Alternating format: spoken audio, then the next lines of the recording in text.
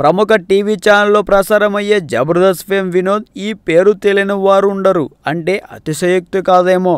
అంతగా పాపులర్ అయ్యాడు ఈ వినోద్.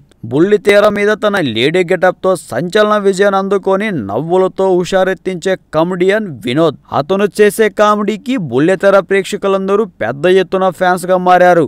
అయితే ఈ వినోద్ కు కుటుంబ సభ్యులు బలవంతంగా పెళ్లి చేసేందుకు ప్రయత్నించారని సమాచారం. ఏపీలోని కర్నూలు జిల్లాలోని సంజామల మండలం బొందలదిన్నెలోని ఒక చర్చిలో పెళ్లి చేసేందుకు ప్రయత్నించడంతో వినోద్ తన చేతిని గాయపరుచుకున్నాడు. తొలి నుంచి పెళ్లిని నిరాకరిస్తూనే ఉన్నప్పటికీ బలవంతంగా పెళ్లి చేసేందుకు అతని తల్లిదండ్రులు ప్రయత్నించారు.